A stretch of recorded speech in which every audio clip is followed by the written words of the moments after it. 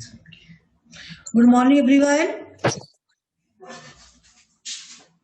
Good morning. How are you?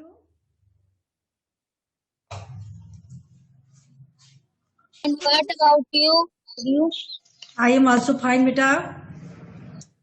चलिए आज के सेशन में हम चैप्टर 14 से जो परियोजना कार्य है प्रकृति की जादुई स्वरूप के ऊपर हम चर्चा करेंगे। ठीक है, आप सभी लोग इस चर्चा में शामिल होंगे। सभी लोग तैयार होंगे बेटा? हाँ, यस मैम। Yes ma'am. सबसे पहले महक, आप किस विषय पर तैयार की हैं? मैम बादल और सूरज। क्या बेटा शीर्षक क्या है आपका? मैम बादल और सूरज। बादल और सूरज। हाँ चलिए बेटा। मैम मेरा है मैम। अभी एक करके अभी बेटा पहले। हाँ, जब आपका टर्न आएगा तो आप जो है अपना सुनाएंगे। सबसे पहले महक आप अपना प्रस्तुत कीजिए। सुप्रभात दोस्तों, मेरा नाम वर्मा है। आज मैं आप सभी को एक कहानी सुनाने जा रही हूँ जिसका नाम बादल और सूरज है। Yes ma'am. एक दिन बादल एक बार की बात है, एक बादल बहुत घमंडी था। वह सारे घरों को तहस नहस कर देता। शुरू से स्टार्ट कीजिए। सुप्रभात दोस्तों, मेरा नाम महक वर्मा है। मैं कक्षा 6 में पढ़ती हूँ। आज मैं आप सभी को एक कहानी सुनाने जा रही हूँ जिसका नाम बादल और सूरज है। एक बार की बात है, एक बादल को अपने आप पर बहुत घमंड था। वह सारे घरों और पेड़ों को तहस नहस कर देता था। एक दिन सूरज ने आकर उससे बोला कि तुम मुझसे सारे कामों में नहीं जीत सकते हो। तो बादल ने बोला, मुझसे तेज यहाँ पर कोई नहीं है, चलो शर्त लगाते हैं। तो सूरज ने कहा कि वहाँ पर एक आदमी जा रहा है जिसने एक मोटा कोट पहना हुआ है। अगर तुम उस कोट को उतरवा दोगे तो मैं मान लूंगा कि तुमसे तेज यहाँ पर कोई नहीं है। तो बादल ने हवा देना शुरू किया।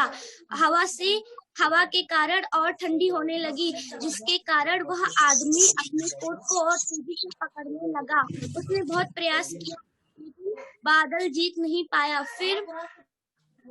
फिर सूरज ने अपनी बहुत तेज से गर्मी दी। उसके बाद उस आदमी ने उसको कोट उतार दिया क्योंकि उसे गर्मी सहन नहीं हो रही थी।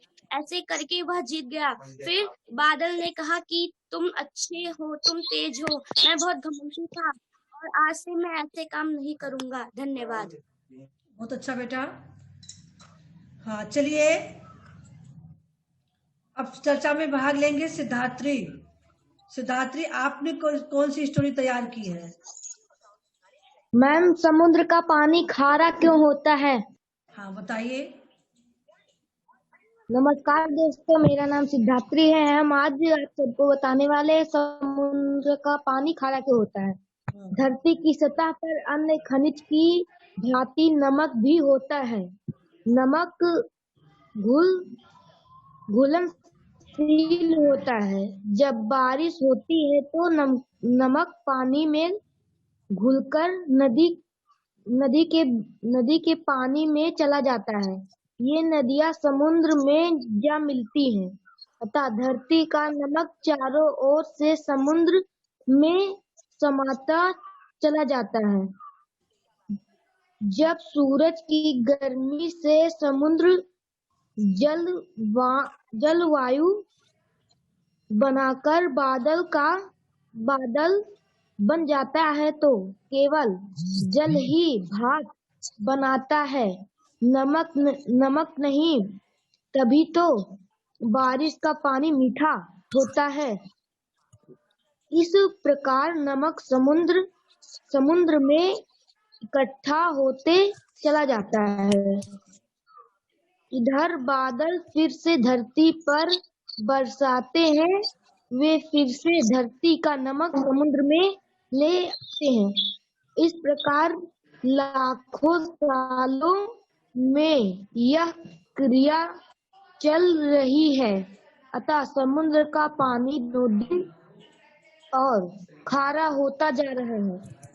समुद्र के 1 गैलन पानी में लगभग 100 ग्राम नमक होता है। यदि धरती के सारे समुद्रों को सुखाकर एक दीवार बना दिया जाए तो यह दीवार 300 किलोमीटर ऊंचाई है और 100 किलोमीटर चौड़ी। हाँ, समुद्र का पानी खारा क्यों होता है? तो समझ में आया सबके बेटा क्यों होता है समुद्र के पानी खारा होने के कारण? इसीलिए जब समुद्र के किनारे नहीं जो है नमक भी पाया जाता है। जो पानी सूख जाते हैं वो चट्टान के रूप में वहाँ परिवर्तित होते रहते हैं, धीरे धीरे करके पानी भाप बन के उड़ जाता है और जो नमक होता है वहाँ बैठते जाता है। तो बाद में उसी को जो है लाके और कुछ रासायनिक क्रियाओं द्वारा मशीन में डाल के महीन करके फिर पैक होके मार्केट में आ जाता है, वही नमक होता है। ठीक है, तो चलिए बहुत अच्छी जानकारी आपने दी सिद्धार्थ, इसके लिए बहुत बहुत धन्यवाद आपको। चलिए अंश, आपके क्या सुनाने वाले हैं?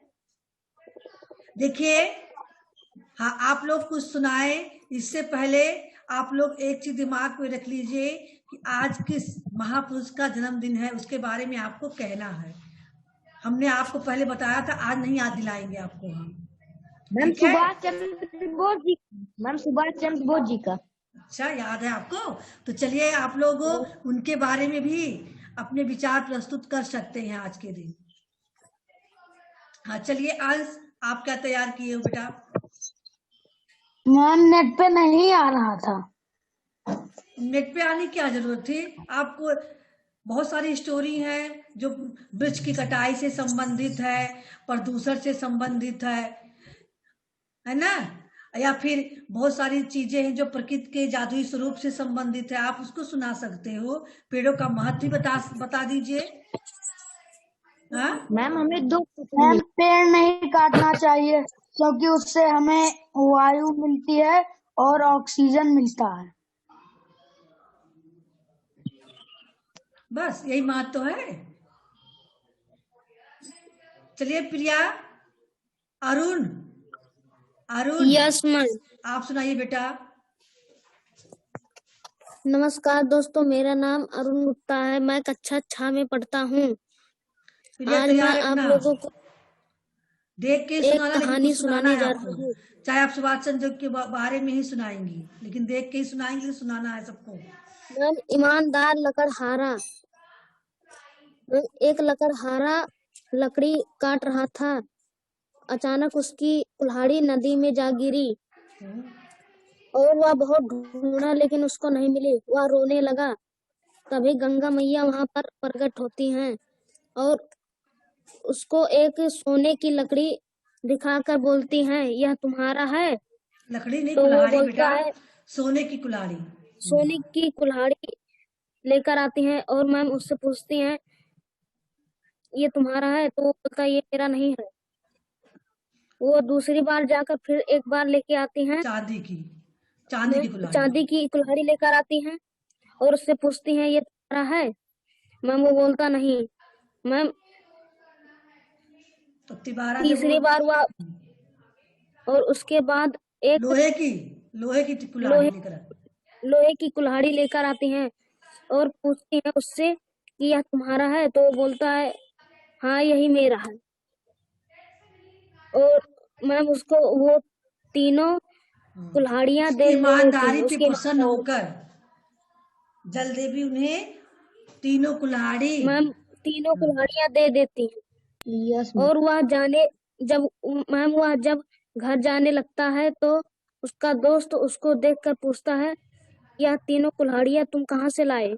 तो वह बोलता है, मैम अपनी कहानी बताता है।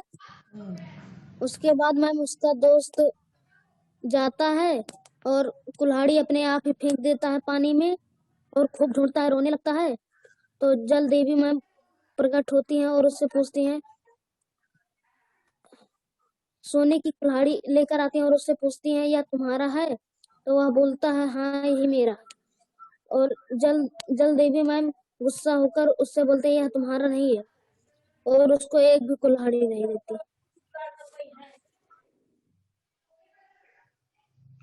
हाँ चलिए,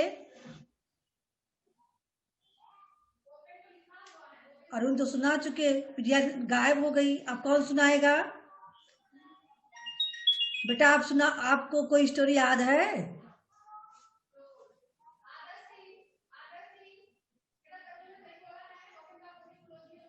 मैम हाँ नो। नहीं याद है तो आप वृक्ष के महत्व के विषय में बताइए। हमारे जीवन में वृक्षों का क्या महत्व है, इस पे ही बताइए।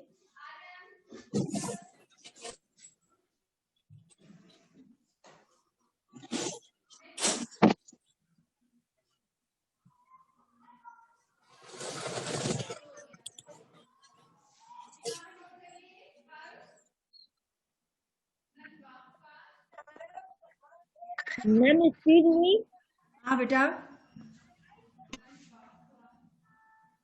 मैम सुभाष चंद्र बोस के बारे में मैम एक कविता बोल सकते हैं? अरे जो आपके बुक में था वही तो बोलोगे। Yes ma'am. हाँ उनके बारे में बताओ। प्रिया, प्रिया, प्रिया आप बोल क्यों नहीं रहे हो कुछ? मैम प्रिया, लग रहा है आवाज जा नहीं रही है इन तक। चलिए, सुभाष चंद्र बोस के जीवन के बारे में कोई बताएगा? आप लोगों ने पिछले साल बुक में राइट भी तो किया था। आपकी आवाज नहीं आ रही है। यस मैम, मम्मी सुना देंगी। हाँ सुनाइए बेटा।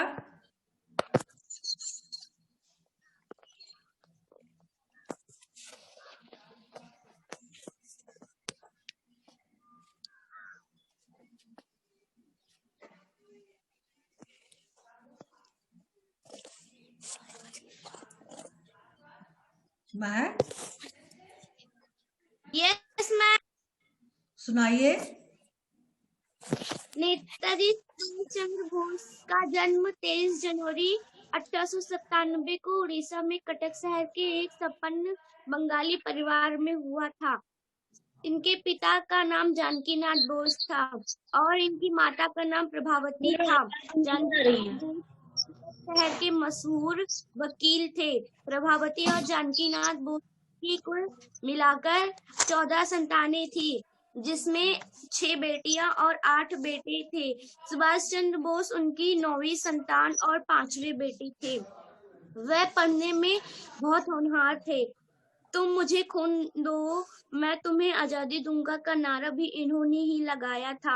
इनकी मृत्यु 18 अगस्त 1947 को हुई। ऐसा माना जाता है कि वह अभी भी जिंदा है, लेकिन यह विवाद आज तक रहस्य ही बना।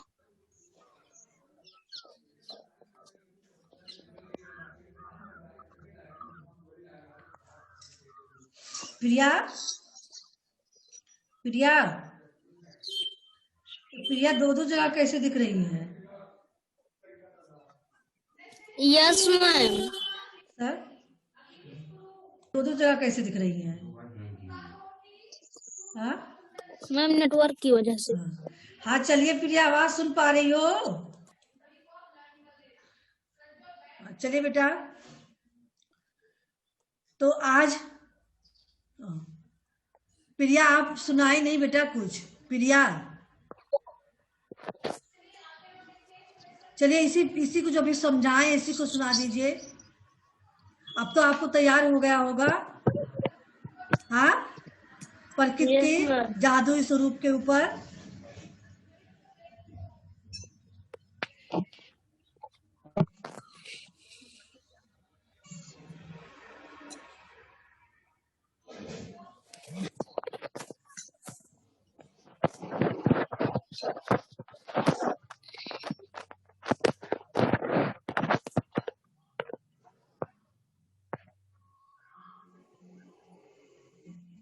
सुनाइए बेटा कुछ। प्रिया आप बिल्कुल बोल ही नहीं रही हो।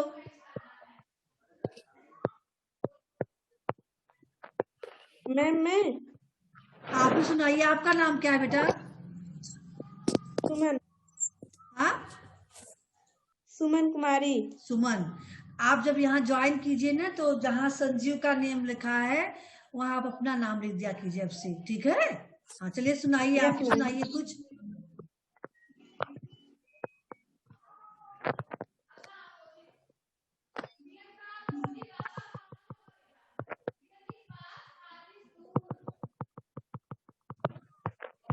पुरानी बुक से कोई कविता, कोई कहानी, या फिर सुभाष चंद्र बोस के बारे में, या 26 जनवरी के बारे में,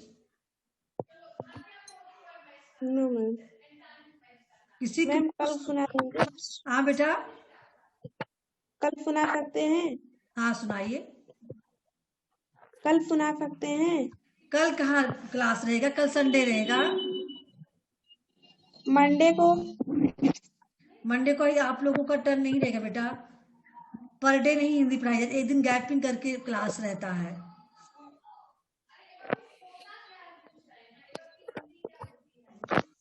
पिछला कोई पोएम, आप कविता आपको याद हो वही सुना दो।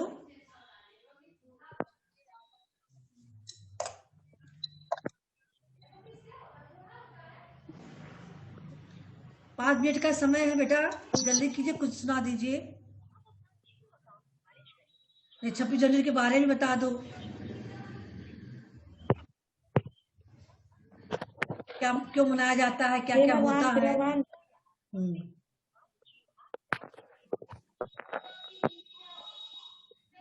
एक पोएम याद है, सुनाए मैम? सुनाइए। एक पोएम याद है, सुनाए? सुनाइए बेटा, कर तो रहे हैं। मैम आपकी हाँ सुनाइए, आपके नहीं आ नेटवर्क रही प्रॉब्लम है। होगी।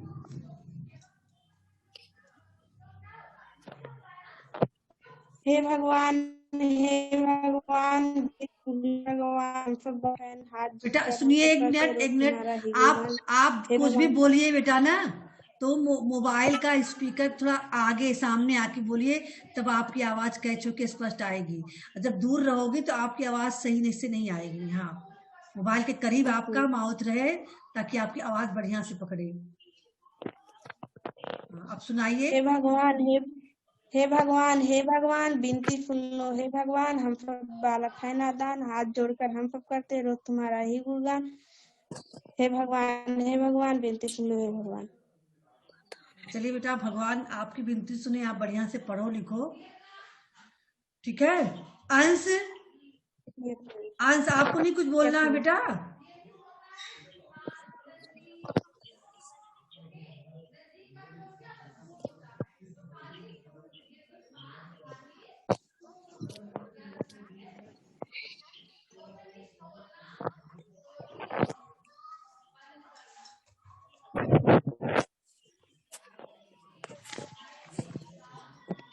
अच्छा बताइए, आपने चैप्टर 9 से प्रयोजना कार्य किया था, इसमें विकलांग लोगों के बारे में आपको राइट करना था, टॉपिक भी दिया गया था, राजनीति के क्षेत्र में, विज्ञान के क्षेत्र में, है ना?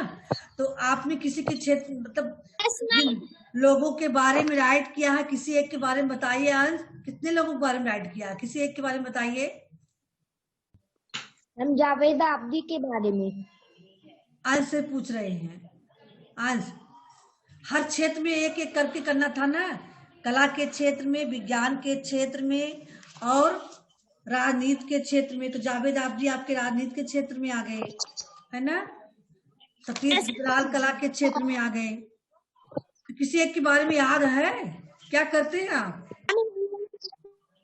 वैज्ञानिक क्षेत्र। सुनाइए अंश। अरुणिमा सिंह। आप सुनाएंगे? सुनाइए। अच्छा, 2 मिनट का समय है।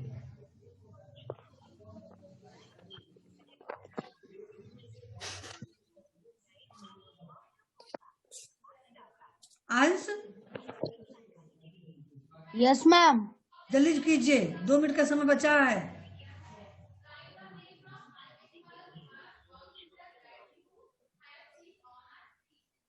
आज आप लोगों को हम नया वर्क नहीं दे रहे हैं, ठीक है? अब जो भी पेंडिंग वर्क है आप इसको कंप्लीट करेंगे, और ग्रामर का जो होगा हम आपको भेज देंगे कल के मतलब मंडे को क्या करना रहेगा। अभी आप आज के लिए आप लोग पूरा कंप्लीट कर लीजिए जो भी छूटा है। Yes ma'am. मैम पार्ट से हटकर मैम चैप्टर में 14 में मैम ये भी किए थे। पार्ट सेट कर वाला भी कंप्लीट हो गया है, बहुत अच्छी बात है। सभी लोग कंप्लीट कर लेना, अब समय समाप्त हो चुका है, ठीक है। तो पार्ट से हटकर जितने भी चैप्टर में पार्ट से हटकर जो भी कुछ है उसको आप लोग तैयार रखिएगा, क्योंकि अब ग्रामर का थोड़ा बचा हुआ, इसको कंप्लीट करने के बाद हम फिर से दोहराना शुरू करेंगे। दोहराना क्या, एक एक दिन एक एक चैप्टर से संबंधित क्वेश्चन आप लोगों से पूछेंगे, ठीक है। मौखिक परीक्षा आप लोगों की शुरू हो जाएगी फरवरी से। फरवरी में आप लोग का करवाएंगे, उसके बाद मार्च में परीक्षा देना रहेगा। चलिए बेटा सेशन एंड करते हैं। Goodbye everyone. Goodbye ma'am. Goodbye. Bye बेटा।